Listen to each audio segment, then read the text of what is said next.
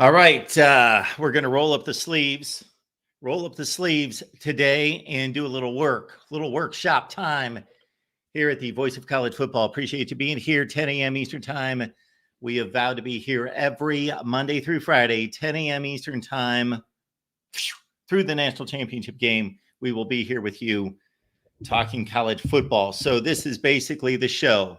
My rants, your comments and questions, your calls, really good guests. That's what we're going to do. And anything else you suggest, you recommend, you request, bring it our way. And we will tackle college football every day for 1 hour minimum. And of course, we've got the overtime available to you based on your support. So if we hit those numbers, $100 for the hour, would love to be here for 5 or 6 hours talking college football with you. But we guarantee 1 hour every day.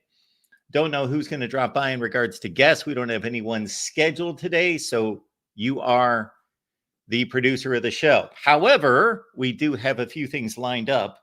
One would be the ever popular plus or minus 3. So we're going to go through every power team in the nation, go through all the power conferences. I'm going to serve them up to you. You are going to tell me if these teams could possibly be candidates. Well, they're all candidates. They're all possibly candidates. But who are the best candidates? Who are the most probable to hit the plus or minus 3, which I will explain in just a second.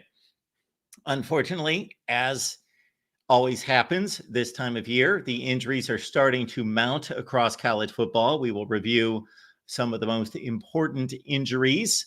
I have not lined them all up, but we will kind of pick and choose and go around the nation. And if there are any injuries that we don't hit on that are major, certainly let us know there in the chat. But again, those are the two major things today. The plus or minus 3 show right here at the Voice of College Football, a little workshop for all of us to go through. And that leads into our prediction show to be determined, to be announced. But I'm looking at early next week. We will do our prediction show and unveil all of our predictions for the 2024 season.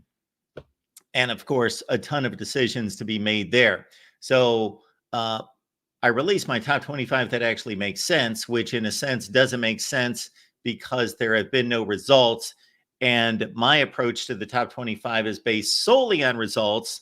But because a number of you wanted a preseason top 25, I based it on what I thought the results told us last year, the additions and subtractions through the transfer portal and recruiting leading into 2024. And voila, my top 25 that actually makes sense. But they will start truly making sense after week 1, after we see one game played. We will not have a top 25 after week 0. Nevada, number 4 in the country, I guess, after week 0, even if they lose to SMU. But yes, after all the games are played in week 1, the top 25, that actually makes sense. But we will do a prediction show sometime early next week. So that will not be a top 25. I'm going to be predicting records across the country. We will go through all the major conferences and predict everyone's record in conference and outside the conference. This is something that I've not looked at, worked on, done anything. So I guess I've got my project lined up for the weekend. I can think of worse projects, definitely. I have had a few float into my life at times, worse projects than trying to figure out who's going to win conference and national championships. I got to say that we had our conversation, as we always do, on Wednesday night, 7 o'clock Eastern Time, with Cam Underwood from State of the U on the Miami channel. Love Miami, hate Miami, indifferent about Miami, regardless if you're a college football fan. That is a destination show right there. Wednesday, 7 Eastern, our Miami show. It is always entertaining, always informative. Cam Underwood can spin a tale and tell a story and give a narrative like few others. So please check us out on Wednesdays at 7 Eastern Time. But I bring that up because I let him know that Miami, from a conference championship standpoint, is one of those mystery teams. They are probably the mystery team for me because the rosters between Florida State, Clemson, Miami are close. the prognostication, according to Vegas, the odds are extremely close. I know that they certainly are bunched up in the national rankings. Not that they mean a whole lot, as we have shown you through the videos that we produced the last few days. But Miami, Clemson, Florida State are pretty much splitting the predictions in the ACC. But if you look at quarterback and then go position group by position group, I believe that Miami's got the best roster. Clemson may have the best top to bottom roster, but I'm not so concerned about player number 60 being that much better than player number 60 on another team. But if we look at the top 20 players on any given roster in the ACC, I believe Miami's the best team, got the best talent, but they've got the third best coach out of the three that we're looking at.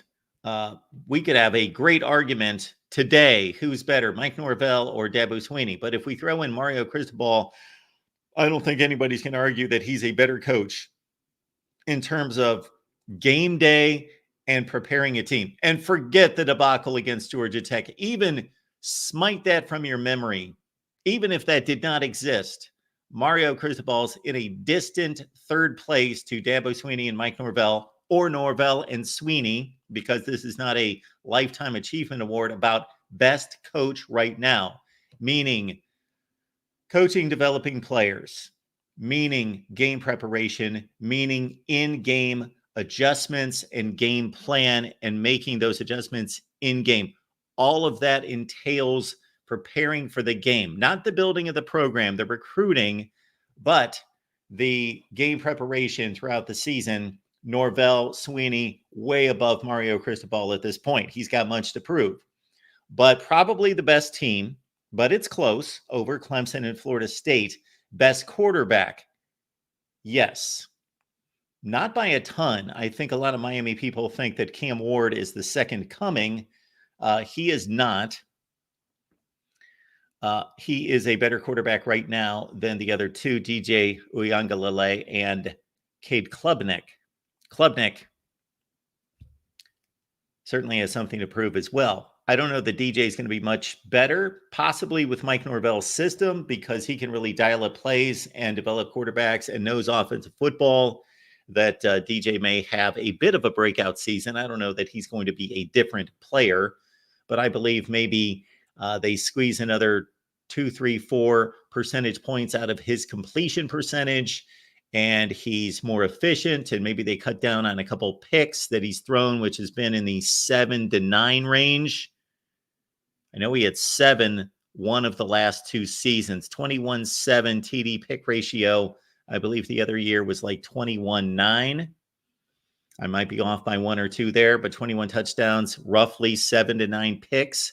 Maybe Mike Norvell squeezes more touchdowns with a better offense and better personnel around him, and then cuts down on some interceptions with some better play calling and better direction. So the point I'm making there is that in making predictions for this season, there is the flat out, this is what the personnel tells us. This is what the talent evaluation tells us. But in Miami's case, I'm going to have to just trust that this is the breakthrough.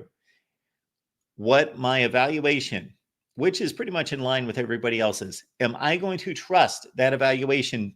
And am I going to trust that head coach and that coaching staff enough to pull the trigger on them having just an outstanding season, a season in which they will probably be an underdog once they play Florida State at home? By the time that game rolls around, they may not be an underdog in that game, considering it's a home game against FSU. They're a road favorite to start the season at Florida, although a slim road favorite. It's probably in the 3 to 4 point range. And the only other game on paper, 2 games on paper that look to be challenges for Miami, on paper, of course, we're talking, because they typically trip up against, take your pick, Duke, Virginia, Georgia Tech, etc., would be Louisville at home, Virginia Tech on a Friday night at home, and then again, Florida State. So there's 4 possible pitfalls, but they are going to be a favorite in at least 3, if not 4 of all 4 of those games. So they're going to be a favorite from start to finish through the entire season. I don't know that we can say that about any other team in the country other than maybe Georgia, that is going to be a favorite in every game, possibly. So I got to ride that evaluation versus, are they actually going to do it? Or do I trust Dabo Swinney and Mike Norvell? I do, much more than Mario Cristobal. But is that going to make up for the probable talent differential? And it's also a talent differential that's been proven. It's not just recruiting talent. It is guys like Damian Martinez coming in from Oregon State at running back, who has been a two-time all-time, two-time Pac-12 selection on the first team. So that type of talent for Miami, best offensive line in the conference, probable best defensive line in the conference. And that's a great place to start when you've got the best quarterback as well. Not by much, but the best quarterback in the ACC. So predictions coming early next week. And that's one of the main,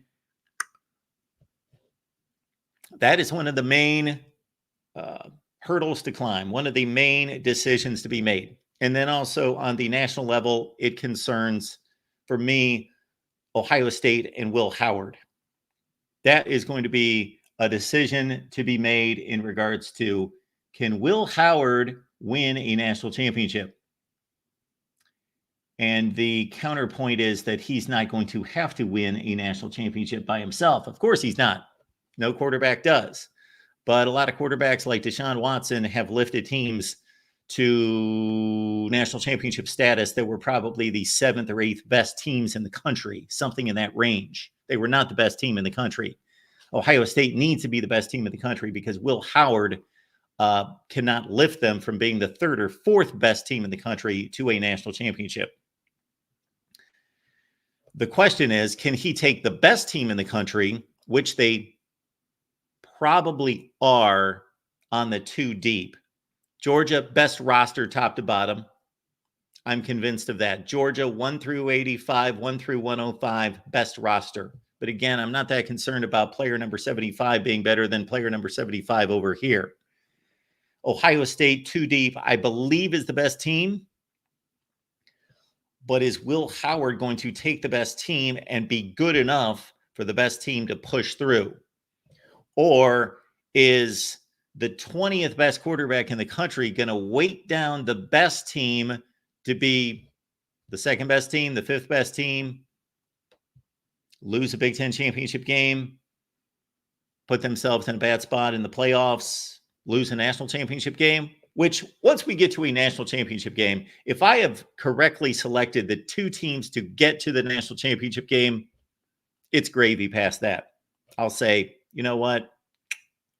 If I get something close to, let's say, 8 or 9 of the 12 playoff teams selected correctly, I'll say, I'm good. I'll stand by that record. And also considering that, I don't think it was last season. I need to look at last season, but at this point, we're 2 weeks away. I won't. But the previous season, I looked at my predictions and looked at my records for the 70 Power 5 teams, and the number was something like 48 of the 70 I got their exact record or within 1 game. And I said, you know what? I think I'm good with that. I don't know how that compares to anybody else, but that sounds like it's pretty good. All right. We do appreciate you being here at the Voice of College Football. Of course, comments, questions are welcome. We've left the call-in line on X and also here in the chat, as we also do every time around. And this is your show every day, Monday through Friday at 10 a.m. Eastern time. We go for 1 full hour for sure. And then we would love to go overtime as well. And keep in mind that the month of August here at the Voice of College Football is brought to you by Chris Gates Fitness and his training camp system. We will hear from Chris in a few minutes. The Amazon link's in the description section of all the videos. Please use the Amazon link when you shop on Amazon. It's very clear that there is no change to your shopping experience. It keeps track of your account and all of your data, everything that you do with Amazon. All the tracking does not get interrupted by using our link. It is instantaneous, It clicks into your system, recognizes you, boom, keeps track of the purchases, does everything that you typically do on Amazon. But you use our link, you kick in $3, $4, $5, whatever the case might be, to the voice of college football. So we appreciate that. It is the one way to contribute to the network without spending a penny. All right. Before we get to the plus or minus 3, I would like to go through some injuries, and I apologize for being all over the place with this because I did not form a list of injuries, but I thought I keep seeing these injuries coming in all over the place, and they're pretty significant. Now, nobody has lost, let me think. Obviously, nobody's lost a quarterback yet. This is something that we don't want to see. We don't want to see any of these injuries. I don't care who you root for. I don't care who I root for. I don't want to see anyone get injured. I want to see everybody healthy and out there. But we go into training camp knowing before any of these guys take one hit in anger that somebody's going to get hurt. Multiple guys are going to get hurt. It's a physical sport. It's a demanding sport. And we're already seeing guys. And it's really a tough deal when you think about it. These guys put in who knows how many hours per week. I don't know what the estimate is out there by the time they go through winter conditioning and spring practice, and they lift every day, they run every day, they condition every day, they go to film sessions, they have team meetings, they do all this. And then they get to, let's say, day 3 of training camp in August, and there goes a knee. So it's unfortunate. We do know that the Texas running back C.J. Baxter out for the year. His backup, or at least one of his backups, we did not account for Jadon Blue, but one of his backups, Christian Clark, I believe he's a true or redshirt freshman. He's been lost for the season. Indiana lost its best offensive lineman. Nebraska lost its left tackle, Teddy Prohaska. We have an injury to Montrell Johnson, Florida's best running back. He is probably going to miss the Florida game. Chip Trayanum, Kentucky's number 1 running back, the Ohio State transfer, has injured his hand, and he's out indefinitely. And then just in yesterday, oh, that's right, I don't have that open. We've got a few more coming in.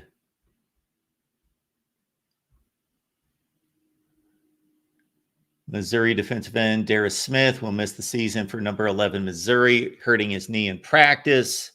Smith transferred to Missouri from SEC rival Georgia, played in 16 games over 2 seasons, 6'5", 240.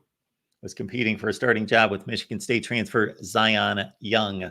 So Darius Smith, probable starter for Missouri at defensive end. He is gone for the season, unfortunately. Again, this is the Texas situation, and I saw somebody post on X today that because Texas is hurting in the running back room, what they're going to have to do is just Quinn Ewers is going to have to pass his way to a national championship. Okay, well, that I understand that this is going to lean them on the pass run ratio to the pass side, but you cannot be one-dimensional and win an SEC championship. That is not going to happen. They're not going to run for 50 yards a game and win an SEC championship. I don't care what Quinn Ewers does. Yes, it's more incumbent upon him to carry the offense, but you have to run the football, especially in that league. This is not the Big 12 circa 2010. Number 4, Texas suffered its second season-ending injury at running back on Monday. True freshman Christian Clark torn Achilles tendon in practice. And again, 6 days after announcing C.J. Baxter, last year's opening game starter, will undergo season-ending knee surgery. A lot of knee issues out there.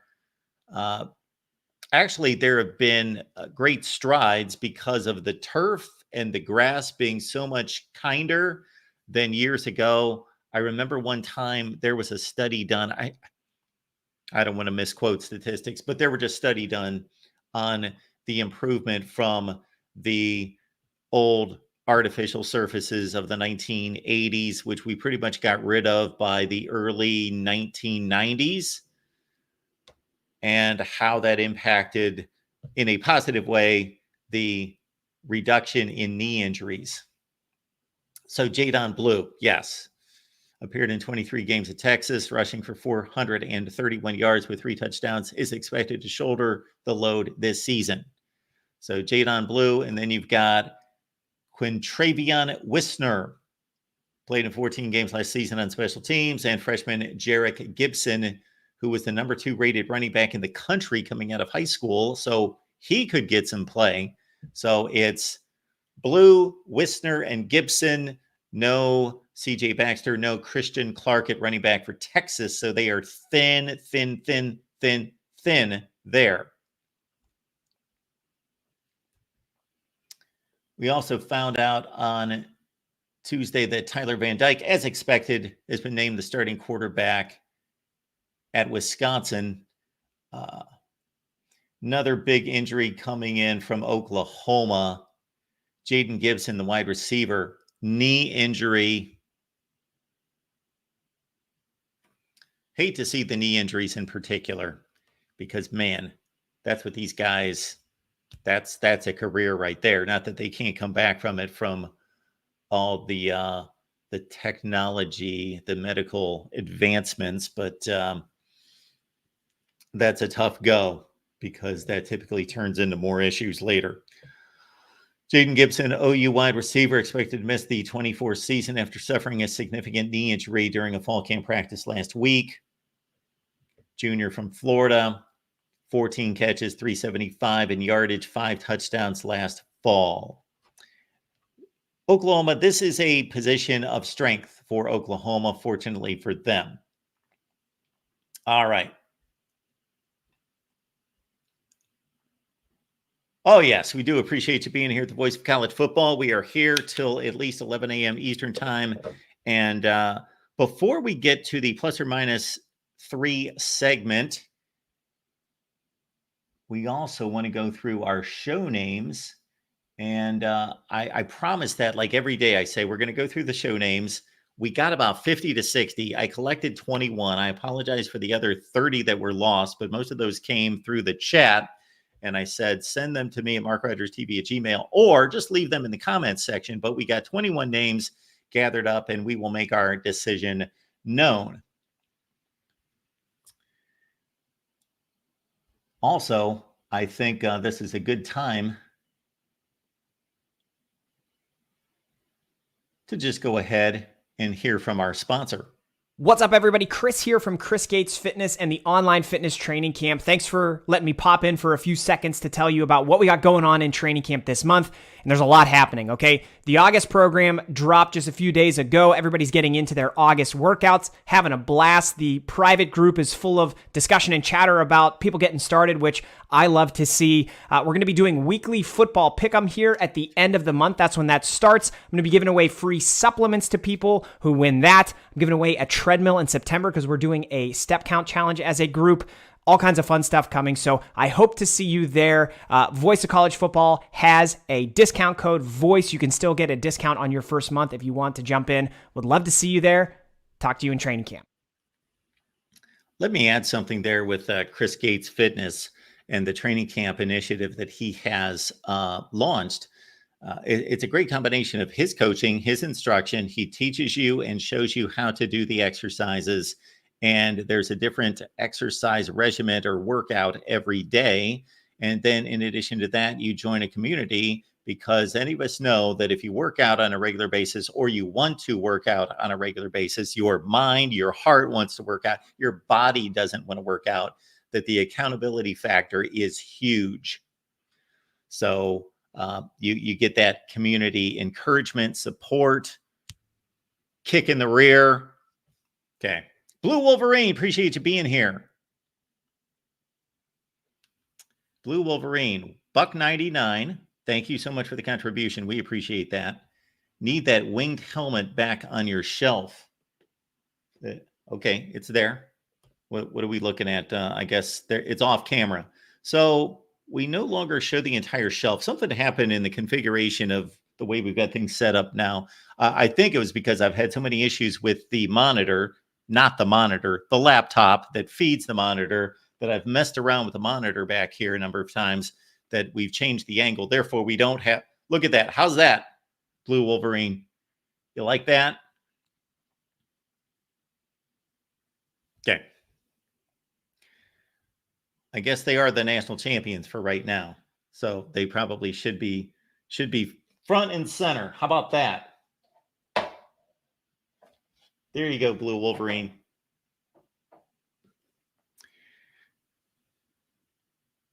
Usually when I get those requests, I scoff at them unless somebody wants to throw like $100. But Blue Wolverine, it's you. So there you go. You're right next to Notre Dame and Miami. How about that? Last time Michigan played Notre Dame, they crushed them. The last time they played Miami, though, that was a loss. So I don't know how you feel about, well, I know you hate Notre Dame. Don't know if you've got any thoughts or opinions about Miami. All right. Moose. Hopefully I did that justice. I might have torn my throat out, but Moose gifts 5 Voice of College Football memberships. 5 from Moose. Moose, thank you so much for that. That is kind of you. I don't know if anybody's seeing a theme here. Blue Wolverine, Moose, Michigan man. Are we seeing a generosity trend from the maize and blue? Thank you so much for that. I got my maize and blue on. Well, I've got my blue on, even though it's a mucked up blue that's rather aged. I don't know how old this shirt is, but that's what we went with today. There was ironing involved if I was going to go with something else. Troy, appreciate you being here at the Voice of College Football. Troy, here's 5 to put the winged helmet out of sight again. I was doing my best, Troy, when Blue Wolverine mentioned the winged helmet, to think for a split second, do I have any other winged helmets? Do I have any other one? Of course, we don't, because we don't have Delaware. And do we have any other winged helmets in college football? Blue Wolverine, you heard the man. You heard the man. I can do math. I can do math. And if he wouldn't have doubled it plus some, maybe I would have just opted for a neutral team. I would have thrown Wisconsin in there, UCLA. But hey, 5-2. I gotta go this route. Gotta go that route.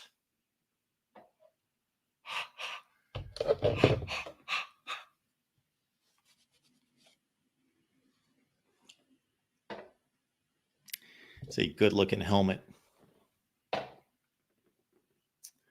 We did have some back and forths a couple months ago on X when we revised our X account. If you're not on Twitter, you know what? Here's my advice. If you're not on Twitter/X, leave it alone. You don't need to get on there in that cesspool. However, if you're already on X, please follow us at the Voice of College Football and follow my own personal account if you would like, but follow the official account, because it brings to mind that we had a debate about uniforms. So we posted a top 10. They were not my top 10, but we posted as a network our top 10, or maybe one particular analyst had their top 10 uniforms.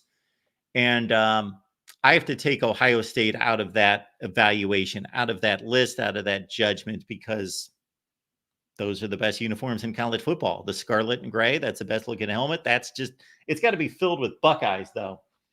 When I first got this helmet, which is actually at the same time I got the helmet, it wasn't the first time I got it, but when I got the helmet, they put like a measly, like 3 Buckeye leaves in here, 3 stickers. And I thought, well, the helmet looks better plain than just with 3 stickers. You got to give me like 12 stickers. It's got to be a Keith Byers Chris Spielman, Art Schleichter, Terry Glenn, David Boston, James Laurinaitis, Malcolm Jenkins looking helmet with just stickers, just where we can't even find a place to put more stickers. Okay. And there's Wisconsin. There they are. Okay. I enjoyed that for whatever reason. Then Mike G's coming back with, it's good to see Mike G here. The Moose is loose. Go blue. Mike, thank you so much for being here. So the tally is Michigan 3 and Ohio State, meaning Troy, 1. Which reminds me, I need to hype the competition between Ohio State and Michigan in terms of channel subscribers and views, because it's almost a reversal of reality. The reality, all Michigan fans love when I go into the reality of this, the history of this series and the comparison of the two programs, is that Michigan started playing football way before Ohio State. They joined the Big Ten before Ohio State about, 16 years? So they had a pretty good lead. They won the first 12 games of the series. So big lead by Michigan, head start by Michigan, and Ohio State leads in all those categories since then. Okay, since before our grandparents were born. Since then, Ohio State leads, but Michigan got the head start, so they lead the all-time conference championships. But it's kind of tough to win a conference championship when you're not in the conference.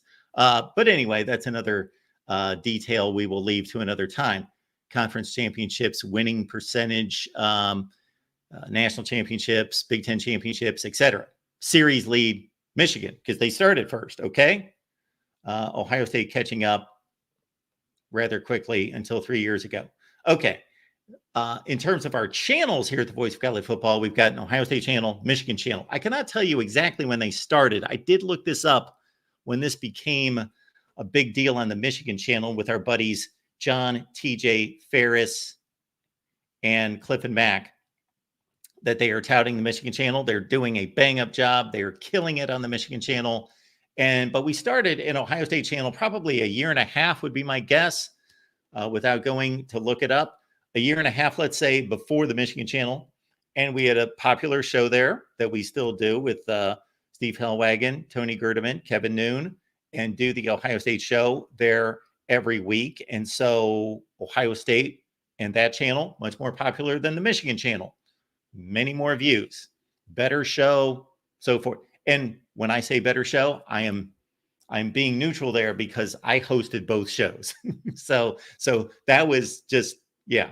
So I hosted the Michigan show and we had a nice little channel. We were building, but the Ohio State channel was always far ahead of the Michigan channel.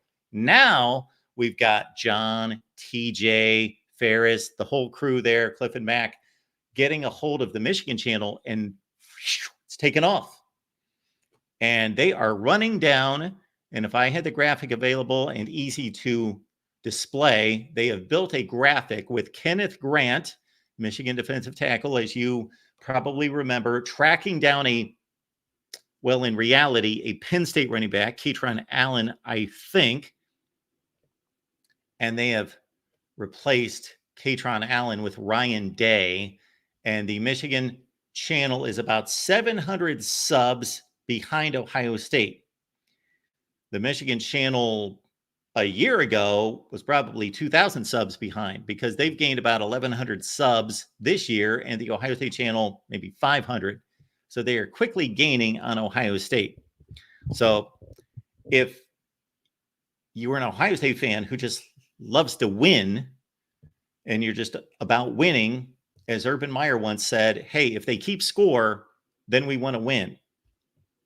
He was asked that about recruiting, I think. And he said, well, they keep track, right? So we want to win that too. Want to be number one at everything. So go to the Ohio State channel, watch the Ohio State channel, subscribe to the Ohio State channel. But I'm also saying that if you're not subscribed to the Michigan channel, subscribe to the Michigan channel. They're all my babies. So subscribe to all of them.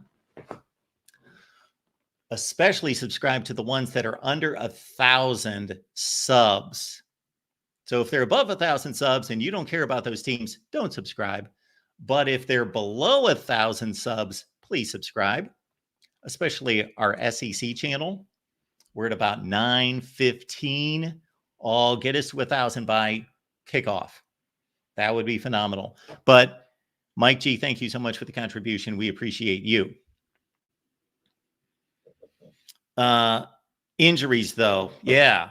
Florida running back, Indiana best offensive lineman, Nebraska best offensive lineman, top 2 running backs. Well, 2 of the 3 top running backs at Texas, OU wide receiver, LSU. There was somebody else in the mix. Iowa State has lost a wide receiver as well. We talked about that on Tuesday's Iowa show. All right, let's get to it. Posted videos the last 2 days. What we have tried to do is what we have tried to project. Top 10 team that is going to plummet outside the rankings. It looks ridiculous when you look at those 10 teams. They all look rock solid. Best 10 teams in America. How are they going to finish unranked? Well, history tells us one of them will. At least one of them will. Notre Dame, Penn State, Ohio State, Oregon, Georgia, Alabama, Texas, Florida State. I missed somebody in there. Ole Miss. One of them is going to finish unranked. That's happened 20 of the last 21 years. At least one. Probably 2. And then on the flip side, there is going to be an unranked team. At least one that is going to finish in the top 10. So we posted a video yesterday. Please check it out because for some reason everybody's watching the first video, but not the second video. I don't know what that's telling me. I think it's more interesting to people that a top 10 team is going to falter. Plus, it's about title and thumbnail and when you release the video and a lot of things that I have yet to master or even be competent in. But the second video is about what unranked team could skyrocket.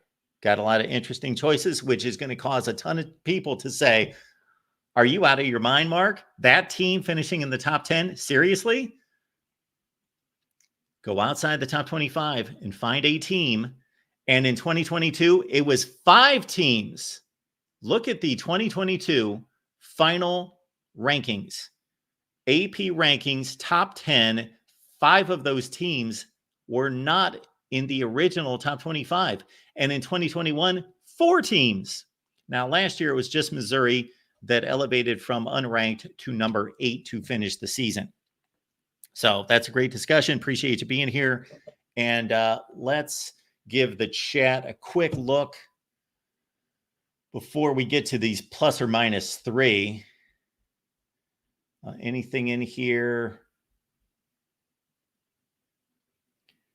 Roger Dodger's here. Jackson's here, of course. Bingo. Look at that. Jackson on cue. We were lauding Jackson last night for his exceptional promotional skills. I have never seen anything like it. When it comes to promotional skills, I'm going to put John right next to him, though, because John's phenomenal as well. John, yes, the way he sizes up the promotions here at the Voice of College Football and all the initiatives and the network objectives for everyone, spot on. Jackson does it as well. But we got Mike here. We've got Rob J. We appreciate everyone being here. Mike 3883.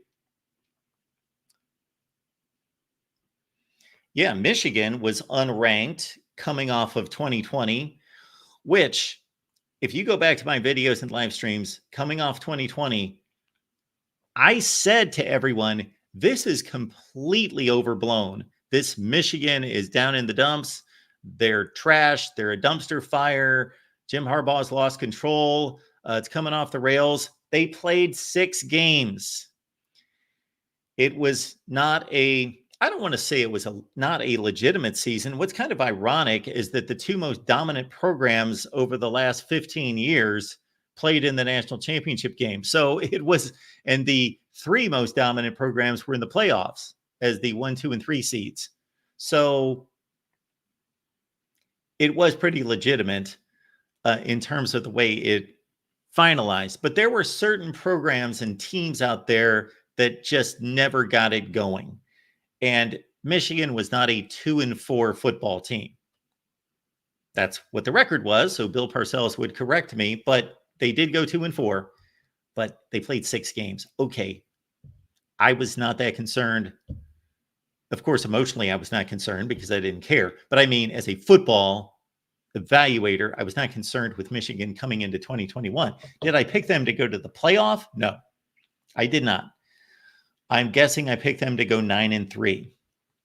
I'm almost positive I picked Michigan to go 9-3. So they were the unranked team, or one of 4 in 2021 that finished in the top 10. Of course, they vaulted all the way unranked to number 3 in the nation after the playoffs, which is phenomenal.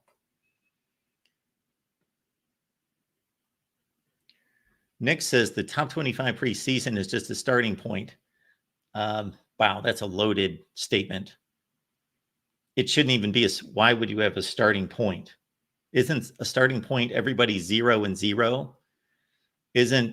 Why is Georgia's starting point number 1? So, case in point, I'll never get to this plus or minus 3. Case in point, Georgia's playing Clemson. Okay, Georgia's the number 1 team in the country. Clemson is 14. If Georgia loses that game, where are they going to be ranked the next week? If they lose a close game to Clemson, 6, 7, there's still going to be all this respect in the world for Georgia. Yes, there's going to be some concern. Okay, they still have to play Texas, Bama, Ole Miss. Wow, could they miss the playoff? However, people are still going to consider them one of the best teams in the country if they play this great game against Clemson, because it is Clemson. It is Dabo. They're a capable team. They're a 2-touchdown underdog. Boy, I'm going to really have to think that one through. Anyway, in terms of my predictions,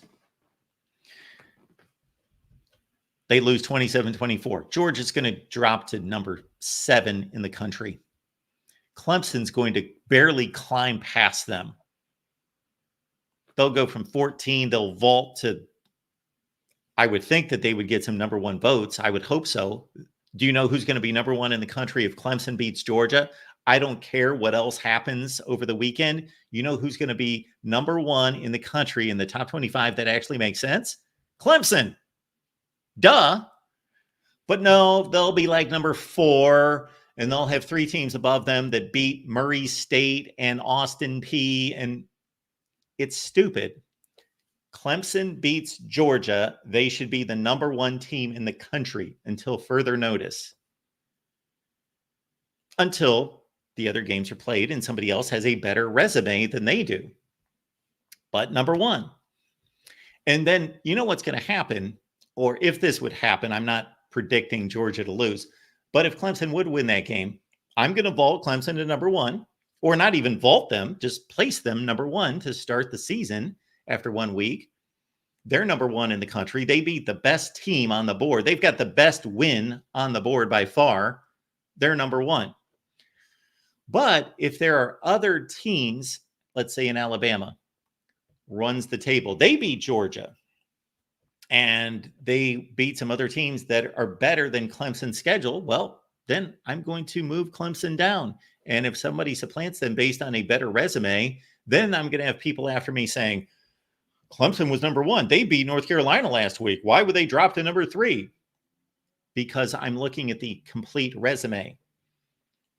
It's not a pole position. You get to number 1 and then you sit there if you don't lose. No. That is the top 25 that actually makes sense. The resume. It's a resume ranking.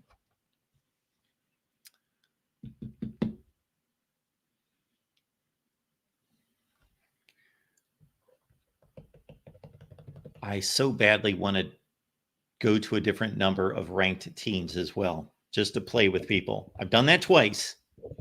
I did a top 37 1 week, and I only did like top 14 1 week, just to show people there's nothing special about the number 25. It doesn't have to be 25. Actually, Nick, to be accurate, it's not even a preseason top 25. It's a preseason, whatever the number was, of teams that got points, that got voted. There's nothing special. They just stopped listing the teams at 25. The teams in the other receiving votes, they should be ranked as well. They're all ranked. They just don't display it. They're ranked. There's a number 26. Louisville's 26. They have 120 points. They're number 26. Then somebody's 27, 28, 29. There are 42 ranked teams in the country.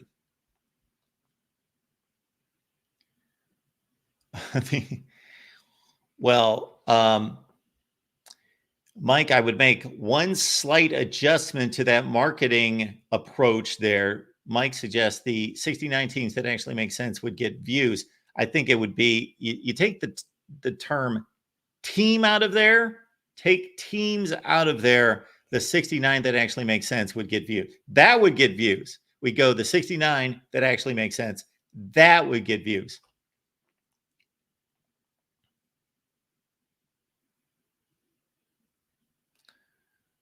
All right. We are going to, and let me set it up, and most of you are aware. Okay, here's the quick synopsis. About 7 or 8 years ago, I determined that the preseason publications, for as fine as they are produced, were way too conservative with their predictions. And I proved it by logging their predictions. They were typically just taking last season's win totals and slightly tweaking them. When in fact, typically 18 to 22 teams have a plus or minus 3 or more difference of wins from the previous season. There is drastic change across college football every year. Last year, 26 teams. Okay. We're going to go through last year's standings, and you guys are going to let me know who could hit the plus or minus 3. We're going to go through the power conferences.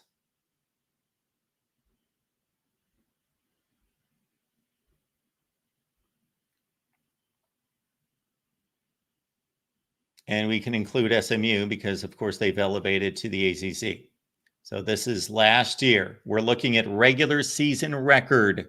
So I will help you out here in subtracting the bowl game.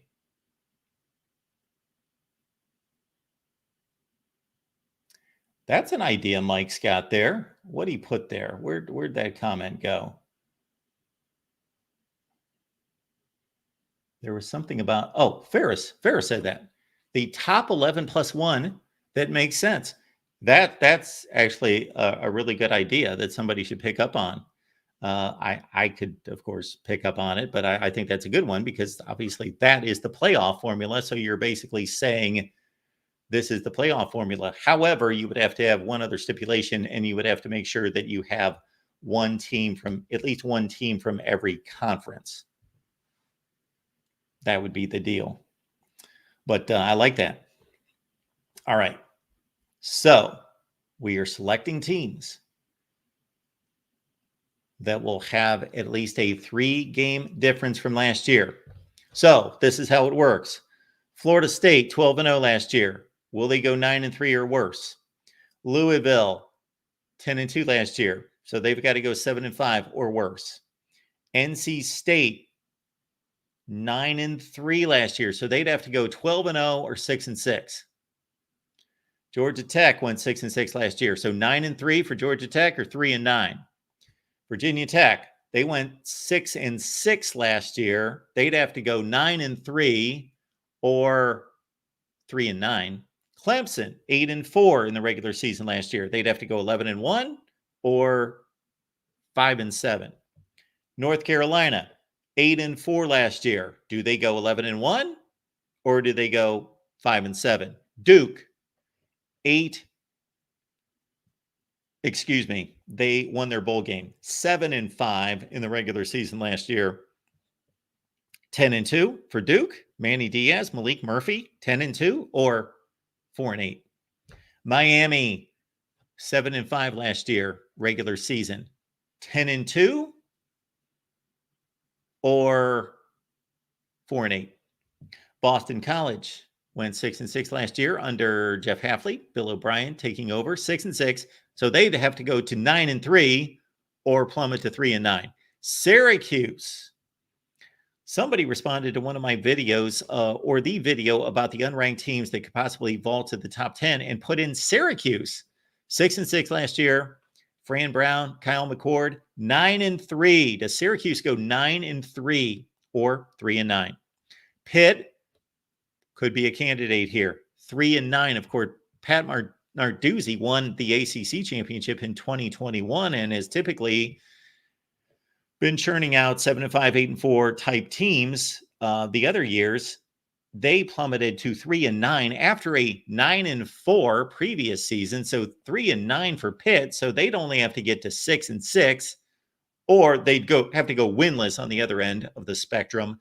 Virginia 3-9, played a lot of close games against good teams.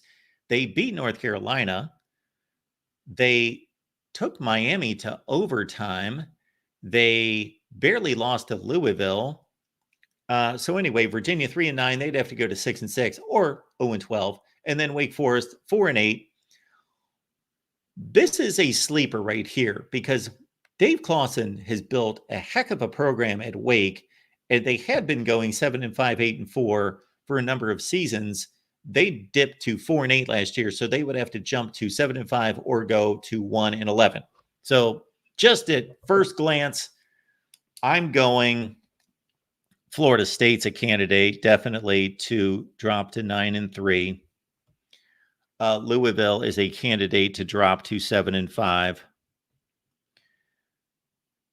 NC State's not going anywhere. Georgia Tech's not going anywhere. Virginia Tech, they're not going 9-3. Virginia Tech, I'm going to put them down as a candidate at 9-3. Clemson, no. Maybe if they weren't playing Georgia game 1 to go to 11-1. North Carolina, no. Duke, no. Miami, candidate to go to 10-2. From 7-5 to 10-2. Again, plus or minus 3. Boston College, no. Syracuse, no. Pitt, candidate to go to 6-6. Just got to get to 6-6. And Pat Narduzzi has done that every season he's been there. I think they might have went 5-7 one year, maybe his first season. But after that, they've been going 7-5, 8-4. They had a 10-2 season. Again, then we've got Virginia would have to get to 6-6. I'm going to put Virginia out there at 6-6 as a possibility. So I've got 6 candidates. I got Florida State going from 12-0 to 9-3. Louisville from going 10-2 last year to 7-5. Virginia Tech vaulting from 6-6 to 9-3. Miami vaulting 7-5 last year, 10-2 this year. Pitt getting to bowl eligibility at 6-6 after 3-9 last year, and Virginia 6-6 after a 3-9 last year. Those are the 6 possibilities. And the other one is obviously SMU joining the conference. They were 10-2 regular season, so they would have to dip to 7-5, and that is a definite possibility. And then the 2 incoming teams from the Pac-12, Stanford 3-9, so they'd have to go 6-6 or 0-12. That's not going to happen. Cal went 6-6 regular season, so 9-3 for Cal or 3-9. No. So now we've got 7 candidates out of the ACC. We'll see what you guys think. We got Mike here. Appreciate you being here. Mike would not like that I put Florida State on the list of dropping 3 games. Mike says 12-0 or 11-1. I hope you understand the exercise here, Mike. I am not predicting Florida State to go 9-3 necessarily. I'm just saying that they are a candidate to hit our plus or minus 3 teams. This happens every season. 26. Every time I ask somebody this question, whether it's a caller or it's a media person that we have on, I pose this question to them. How many teams do you think from year to year have at least a 3-game change in their record? And they usually say 8, 9, 6. No, 26 last year. Moose got a good one there. Yes, we will get to Washington in just a second. D-Rock Irish, Miami and Virginia Tech, possibly Virginia plus 3. Okay, I like it. All right, let's get to the next major conference, the Big 12.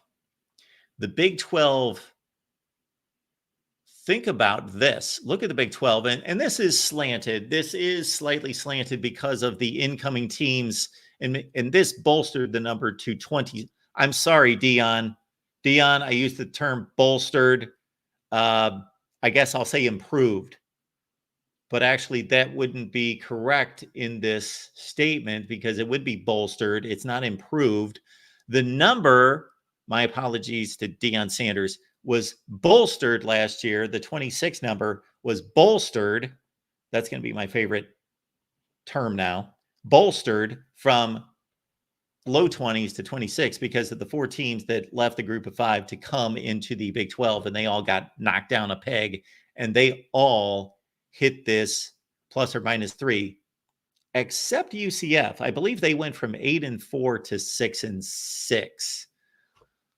But before we get into the projections for 2024, I just want to show you how this worked last year. Texas was 8-4. They went to 11-1. Oklahoma State was 6-6. They went to 10-2. No, they went to 9-3. So they still hit it, 6-6 to 9-3. Oklahoma, they were 6-6. They went to 10-2. That's 3. Iowa State was 4-8. They went to 7-5. That's another one.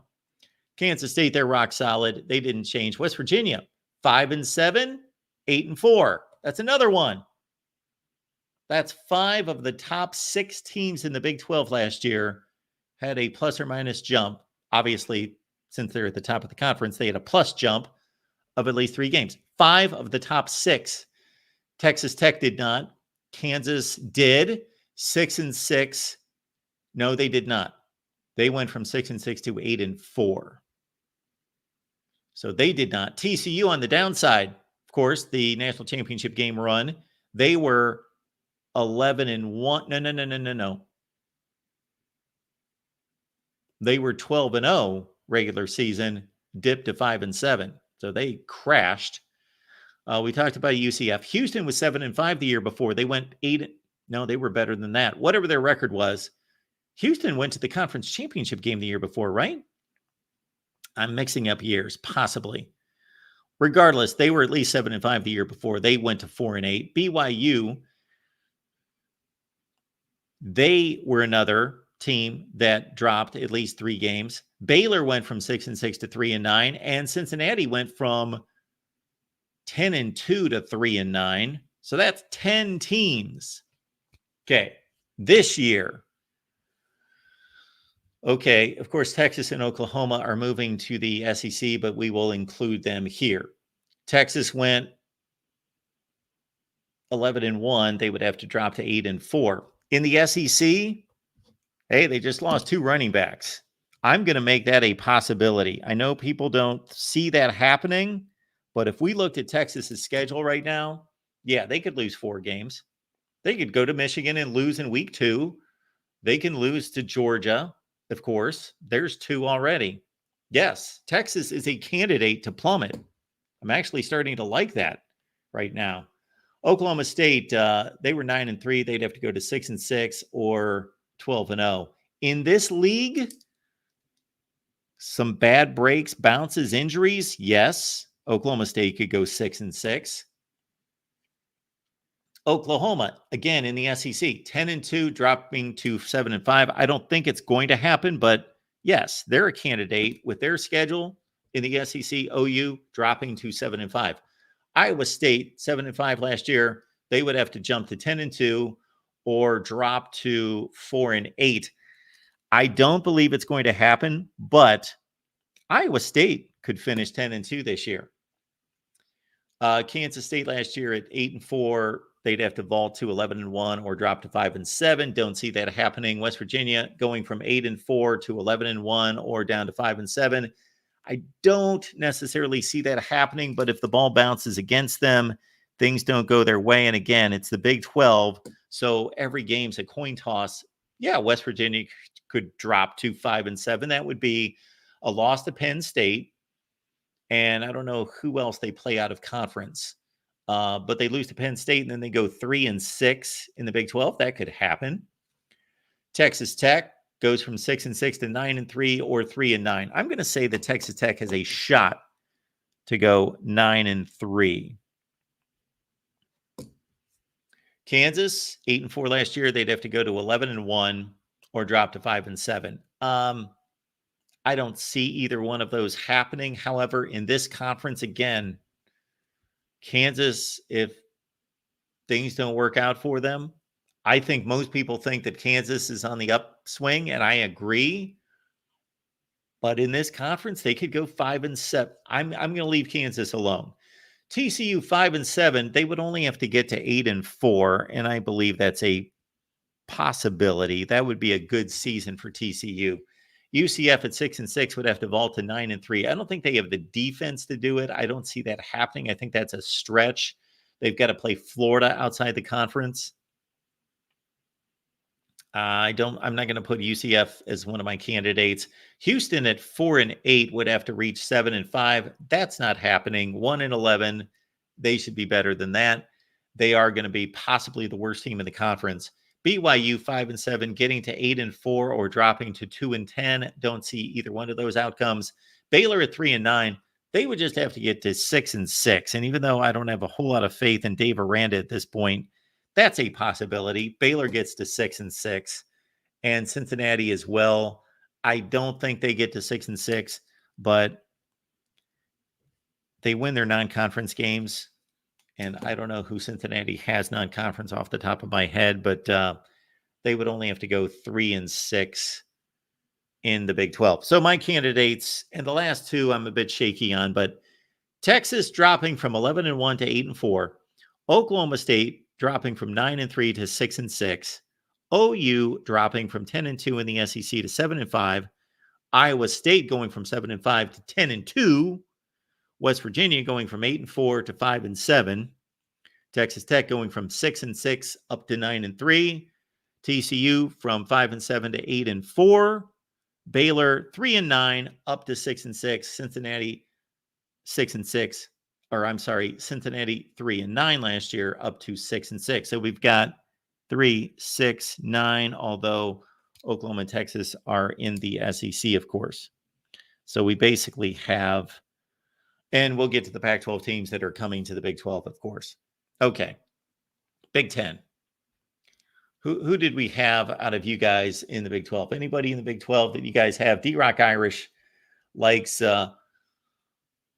Iowa State, TCU, Baylor on the +3 side. So that's Iowa State going 10-2, TCU to 8-4, and Baylor to 6-6, and OU dropping 3 games to go to 7-5. Makes sense to me. Mike, how were your +3, -3 team predictions last year? So I didn't keep track of my plus or minus team predictions. So I just have to go to my predictions and see which teams I picked to elevate or decline like that. I cannot tell you that, but it's on record. Anybody can go look it up. It's here.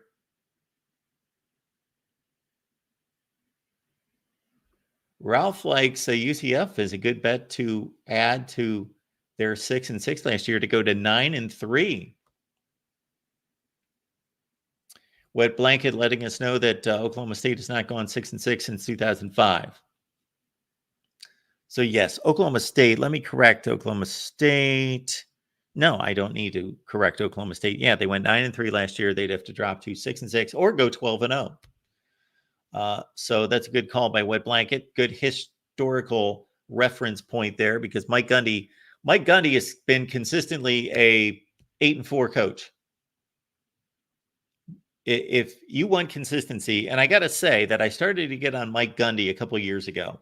And what happened is basically with that banner 2011 season, I thought, like a lot of people around college football, this is a emerging program. This is a possible new elite Oklahoma State. They've got all this money backing from T-Bone Pickens, and Mike Gundy's tearing it up, and they keep recruiting and developing quarterbacks and wide receivers, and they play, well, I don't know if the conference was considered weak at that point, but they didn't play in one of the best conferences. So it looked like that they may elevate Oklahoma State, but they didn't. And pretty much from 2011 up until 2 years ago, 2021, when they played in the Big 12 championship and came within a whisker of playing in the college football playoff, they sat at 8-4. They were an 8-4 program for a decade, which there's nothing necessarily wrong with that. I just was expecting more prior to that. But to Wet Blanket's point, they have not dipped. They have not slumped.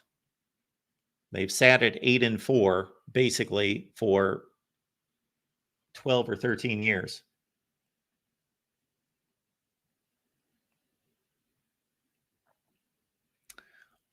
Mike makes a good call here in a sense in terms of there's a personnel point to be made there with the Toledo quarterback Daquan Finn taking over at Baylor with the +3 Blake Shapen, of course, going to Mississippi State. So yeah, Mike's all over Baylor ascending to 6-6. He likes that one.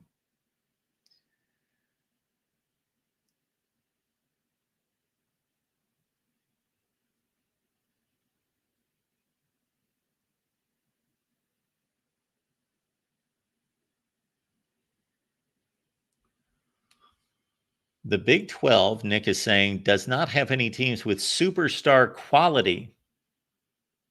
I would disagree with that. I'm going to challenge Nick as probably not being a Big 12 expert, being an expert on all Big 12 personnel rosters across the board. Troy's got some Big 10 predictions, and I guess we will need to get to them on another day. So we will save the Big 10 for Friday. We do appreciate you being here at the Voice of College Football. And thank you so much, Blue Wolverine Moose with the 5 gifted memberships, Troy and Mike G.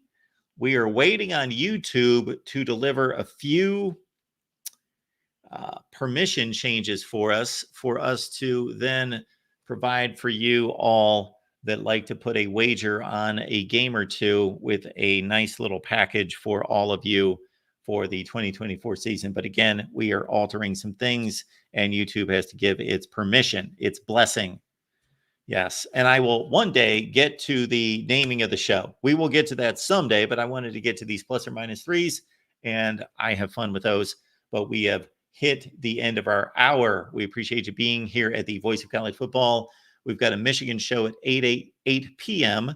and we've got West Virginia at 8 p.m. So get 2 monitors set up, 2 screens, 2 devices, and you'll be all set for the rest of the day here at the Voice of College Football, 8 p.m. Eastern, West Virginia and Michigan live. We will see you Friday, and we should have a few guests lined up for Friday's show, 10 a.m. Eastern time. And of course, we always welcome your phone calls. We'll get to the Big 10, the Pac-12, and the SEC plus or minus threes, hopefully on Friday. All right, folks, we will see you very soon.